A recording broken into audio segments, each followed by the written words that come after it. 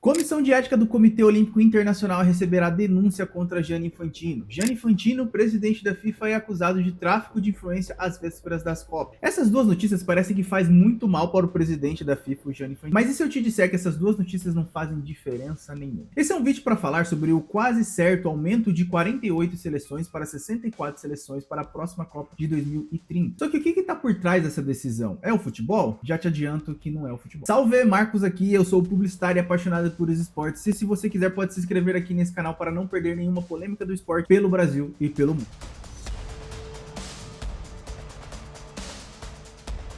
No vídeo sobre as polêmicas da Copa de 2026, eu disse que o presidente Gianni Infantino aumentou muito suas relações com o presidente dos Estados Unidos, o Donald Trump. Eu recomendo que você assista esse vídeo depois que você sair desse aqui, tá? Eu deixei aqui no card e provavelmente deve estar aparecendo a imagem também na sua tela. Só que ele não aumentou sua relação com o Donald Trump, ele aumentou a sua relação com outros presidentes, outros sheiks, outros primeiros ministros, todos os grandes nomes de cada país nesse nosso mundão de meu Deus. Durante a Copa do Mundo, ele fez um recado que faz muito sentido, que ele estava repensando a ideia de tirar ali a Copa de 48 seleções para 64 seleções. Só que esse recado tinha dois objetivos diretos. O primeiro recado que ele deu foi quando ele falou isso lá atrás, lá em 2025 ainda, que quando ele disse que não queria fazer esse aumento de 48 seleções para 64. O recado foi: o que eu ganho com isso? E sim, eu reforço aqui, o que o Infantino ganha com isso? A gente precisa pensar que a Copa do Mundo é um produto da FIFA. O que o Infantino, o que a FIFA ganha com isso? Só que além de um produto, a Copa do Mundo ali, ela também é uma mídia para quem está por detrás desses países. Os primeiros ministros, os sheiks que eu falei aqui atrás. Então sempre pensa que além de um produto,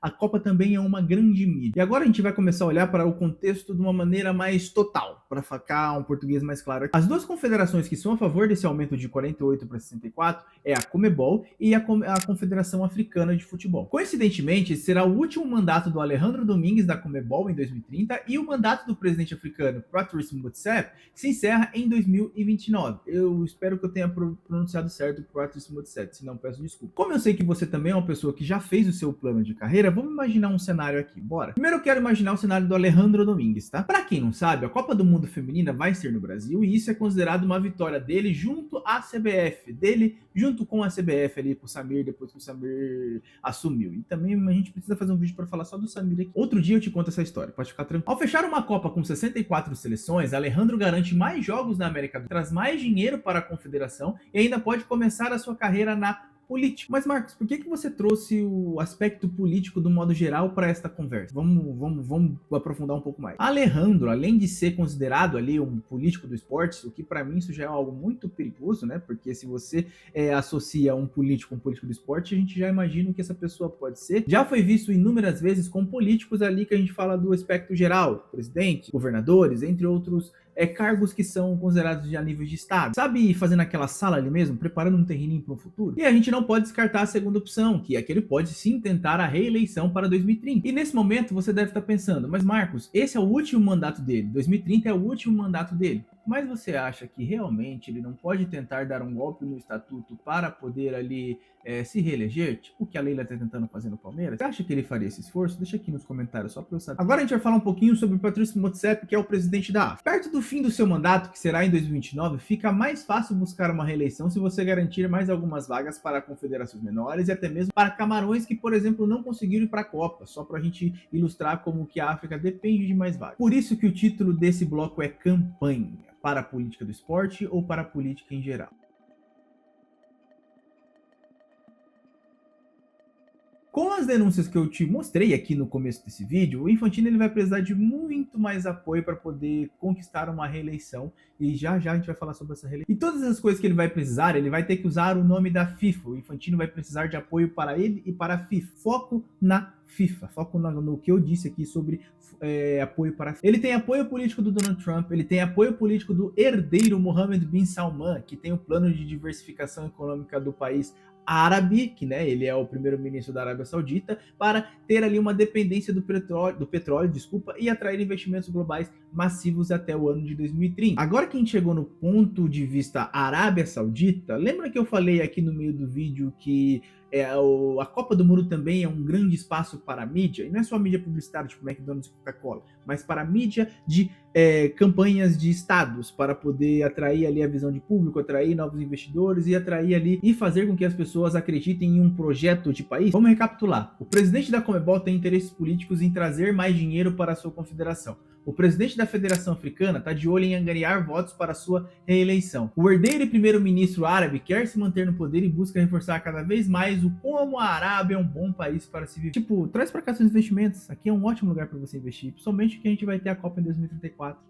E por trás de tudo isso, ainda tem um Infantino que, mesmo sendo uma Copa bem da corrupta, teve a maior receita das histórias da Copa. Aumentos em ganhos de publicidade, aumentos em ganho com vendas de ingresso, aumentos de ganhos com produtos, aumentos de valores ali por cotas de TV, de rádio, entre outras coisas, e aumento de produtos licenciados da FIFA. O Infantino, ao juntar todos esses pontos, consegue jogar ao lado do Trump, ao lado do saudita, e barganhar vagas para as federações para lucrar ainda mais na Copa de 2030 e com certeza vai ter 64 seleções. E claro, se manter no poder longe de ser condenado por qualquer denúncia feita, já que as eleições da FIFA são em 2031. Aí você deve estar pensando de novo, mas Marcos, esse é o último mandato dele. Assim como eu levantei a hipótese lá do Alejandro Domingues, você acha que ele não faria um esforcinho para poder quebrar o estatuto, que nem tipo a Leila tá tentando fazer no Palmeiras e tentar mais um mandato? Você acha que com todo esse apoio ele não conseguiria?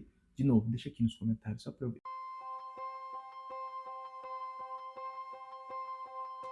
No Estatuto da FIFA, ela prevê que todos os continentes precisam sediar uma etapa da Copa do Mundo, né? Um ciclo de Copa do Mundo. A gente vai pegar agora as últimas 7 só para que você veja a coerência de tudo isso que eu tô falando aqui. 2002, Coreia do Sul e Japão. 2006, Alemanha. 2010, África do Sul. 2014, Brasil. 2018, Europa. 2022, Catar. E 2026, México, Canadá e Estados Unidos. As próximas Copas oficialmente são 2030, Marrocos, Portugal e Espanha. E 2034, a Arábia Saudita. Em 2038, segundo o estatuto, obrigatoriamente a Copa precisa ser na CONCACAF, ou seja, Estados Unidos, México, Canadá novamente, ou na Oceania. E tudo isso que eu te falei sobre apoio de votos, sobre apoio de campanha, sobre visitar país da África, visitar Donald Trump, também segue muito em cima dessa lógica. Também tem muito apelo político para que a gente possa começar a conspirar como que vai ser a Copa de 2038, onde vai ser a Copa de 2038. Como você conhece de história melhor do que eu, sabe que estatutos e leis, eles podem ser trocados, podem ser quebrados assim que uma pessoa que tem grande poder falar, eu quero que troque isso daqui. Donald Trump tá aí de exemplo. E aí que entra um grande questionamento. É obrigatório que a Copa de 2028 seja nesses dois lugares, ou na CONCACAF ou na Oceania. E aí provavelmente a gente ficaria entre Nova Zelândia e Austrália. Mas é aí que entra. Será que todo esse apelo que a Conmebol e a Confederação Africana estão fazendo já não tá com o olhinho nessa Copa de 2038? Tanto que os Estados Unidos já tá querendo levar a Copa de 2038 para lá, como uma sede única. E a gente tá vendo que o Donald Trump tá estreitando muito essa relação e o Infantino tá querendo muito isso.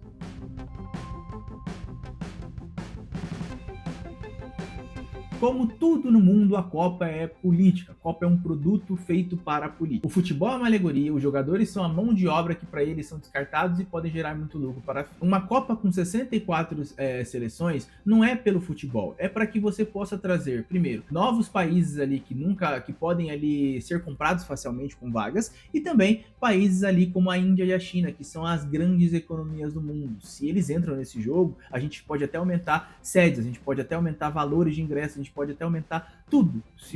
Por exemplo, se a China quer sediar uma Copa ou se a Índia quer sediar uma Copa.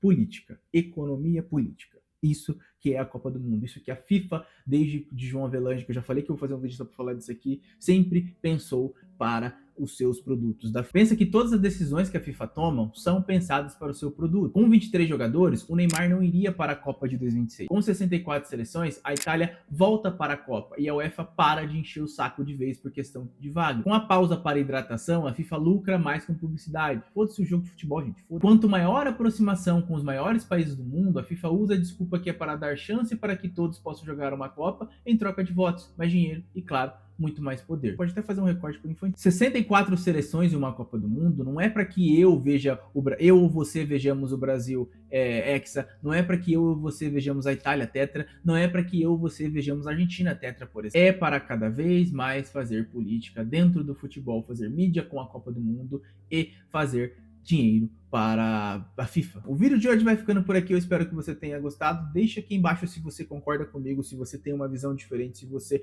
leu alguma coisa diferente, para que a gente possa aumentar essa conversa para outras mídias também. Claro, se quiser compartilhar esse vídeo com o seu amigo que precisa saber dessa informação, eu fico muito agradecido. Se inscreva aqui no canal para não perder mais nenhuma polêmica do esporte, para não perder mais nenhum vídeo que seja como esse aqui, que fala sobre polêmicas de Copa do Mundo. E claro, assista o vídeo que eu falei para você sobre as grandes polêmicas dessa Copa de 2026, que tá bem legal, beleza? Deixa um like para saber que você gostou desse vídeo. Muito obrigado por ter assistido até aqui, até o próximo.